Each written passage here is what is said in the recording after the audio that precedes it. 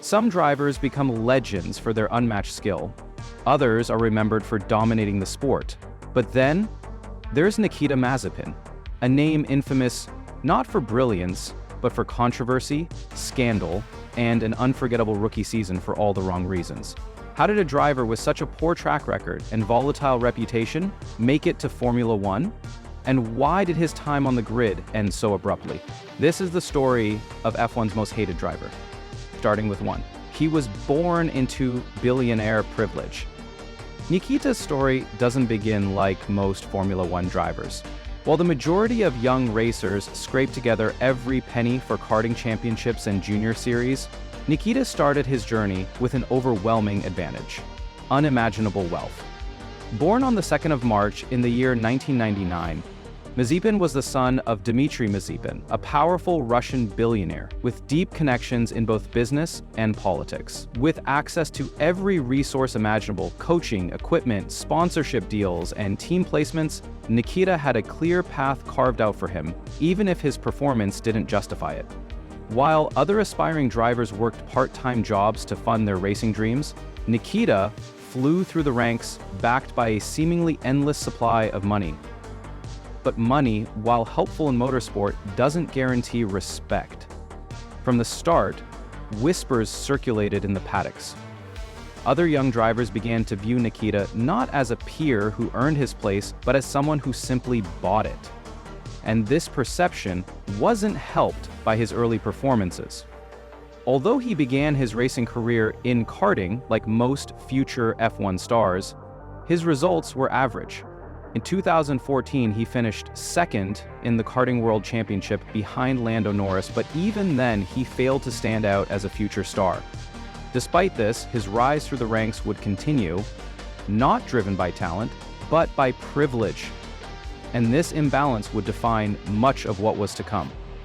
Let's head to the first public scandal.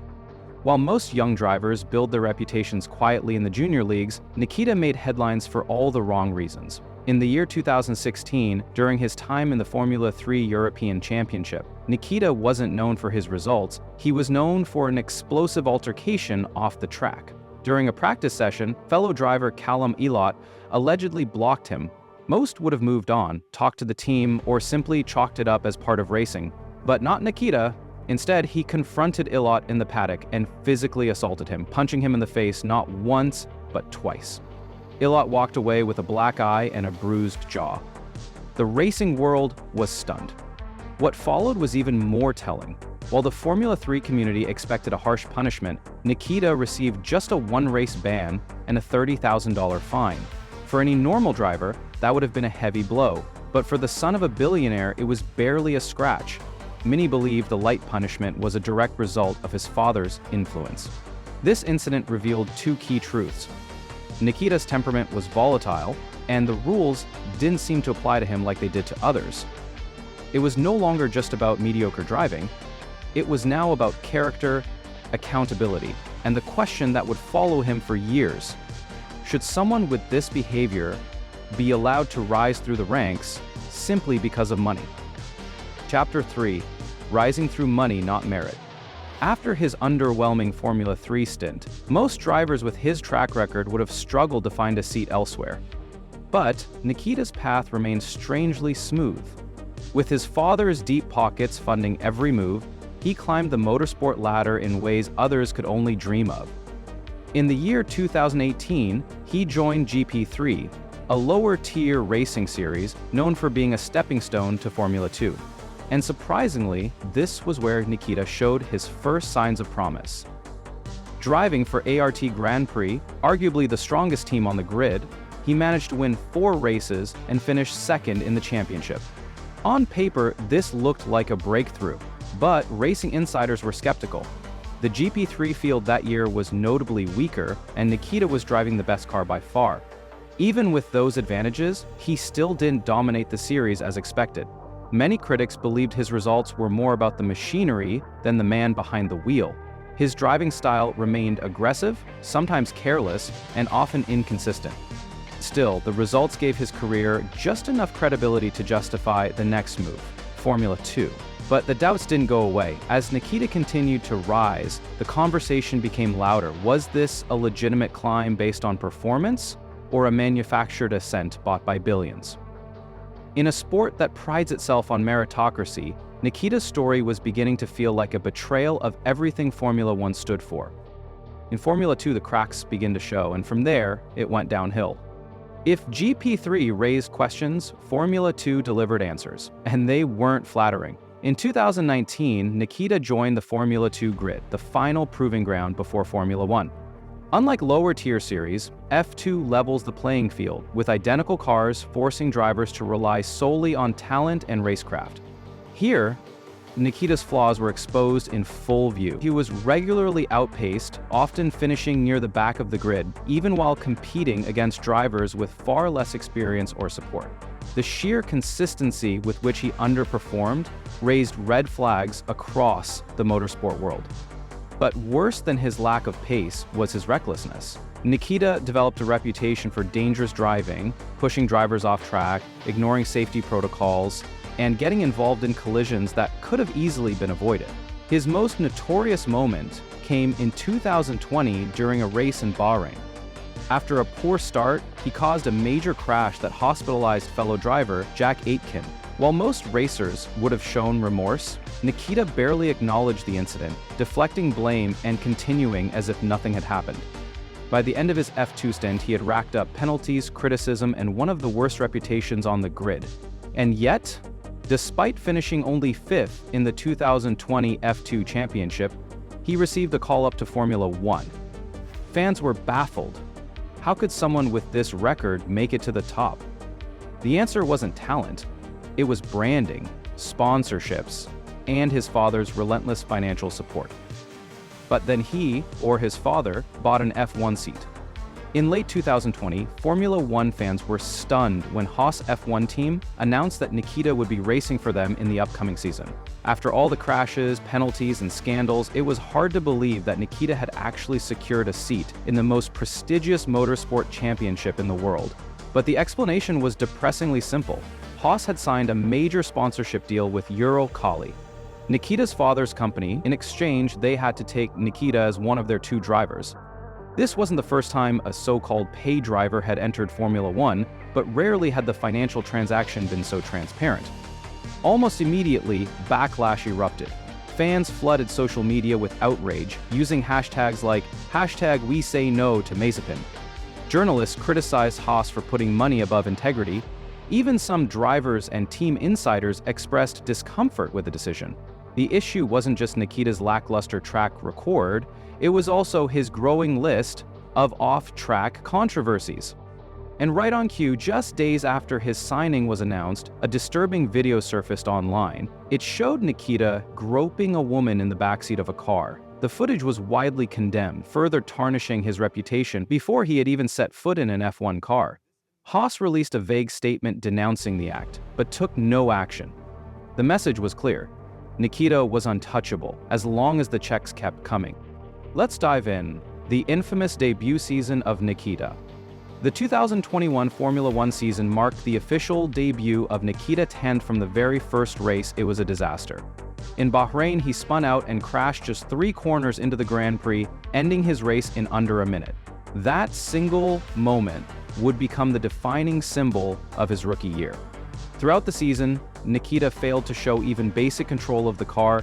He spun out nearly every race weekend, earning the mocking nickname Mazepin from fans. But it wasn't just about being slow. His presence on the track posed a danger to others. He frequently ignored blue flags, blocking leaders during races and frustrating the entire grid. Fernando Alonso, Lando Norris, and Lewis Hamilton were among the many who publicly criticized his driving. Within his own team, tensions flared. His relationship with teammate Mick Schumacher quickly turned toxic. Nikita refused to follow team orders, blocked Schumacher aggressively during races, and even nearly caused collisions between the two. By mid-season, it was clear that Nikita was the worst driver on the grid. He was outqualified by Schumacher at every Grand Prix, he finished last in nearly every race, and he had racked up a jaw-dropping 22 spins in just 21 events. Yet, despite all of this, his seat remains safe. For now. Then there was internal turmoil at Haas. Behind the scenes, the situation within Haas was spiraling. Team principal Günther Steiner, known for his blunt honesty, began publicly expressing frustration with Nikita's behavior and performance. The once cooperative dynamic between teammates had eroded completely, as Nikita continued to treat Schumacher not as a partner but as an obstacle. Every race became a battle not for points but for pride. And Nikita often chose to race dirty, whether it was refusing to yield, swerving under braking, or ignoring clear team instructions. He was becoming a liability. Meanwhile, Haas was suffering. With the team already at the back of the grid due to underfunding and lack of competitiveness, the internal conflict only made things worse.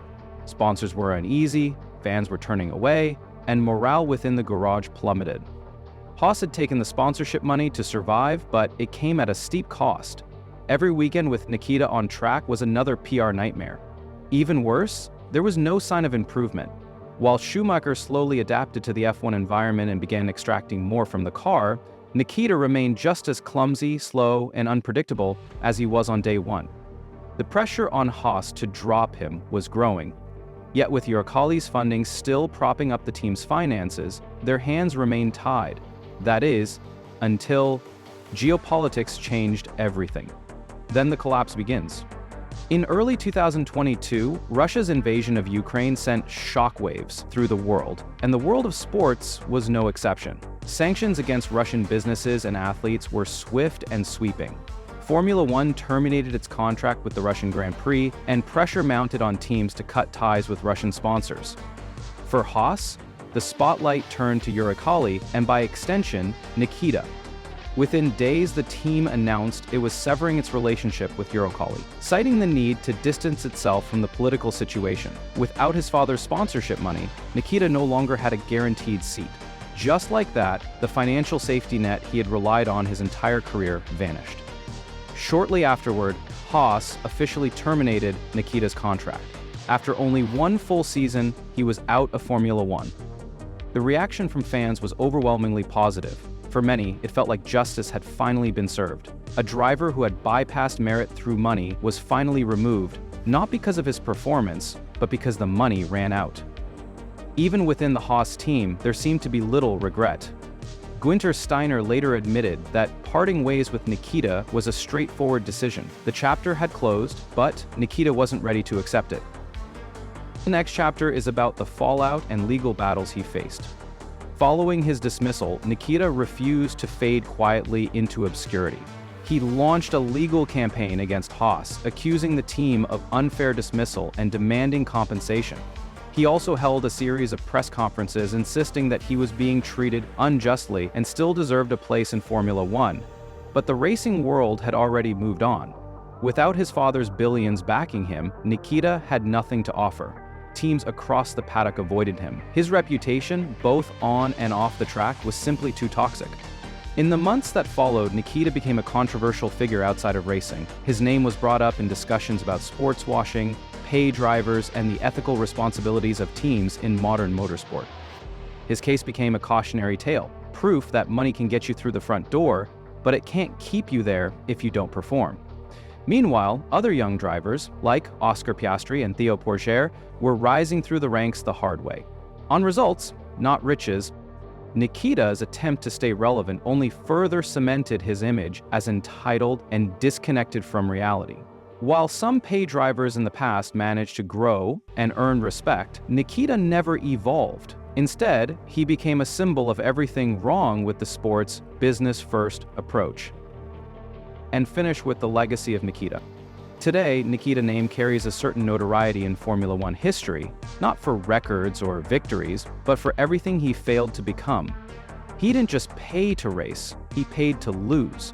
His time in Formula One wasn't marked by growth or perseverance, it was defined by entitlement, poor decisions, and a stunning lack of self-awareness. In an era where talent is supposed to rise to the top, Nikita's story felt like a step backward. He never delivered results, never earned the respect of his peers, and never took accountability for his mistakes. Even now, years after his exit, he remains a meme, a punchline in conversations about the worst F1 drivers. His downfall was swift and irreversible, and unlike others who found redemption after rough starts, Nikita left no such legacy behind. What remains is a cautionary tale. When money outweighs merit, the integrity of the sport suffers. Teams that take shortcuts for funding often end up paying a greater price in the long run. Whether Nikita ever returns to professional racing is uncertain. But in the world of Formula One, his chapter is closed. Not as a champion, not even as a competitor, but as a lesson. A lesson about privilege, pressure, and the limits of wealth in a sport where, eventually, performance is the only thing that truly matters.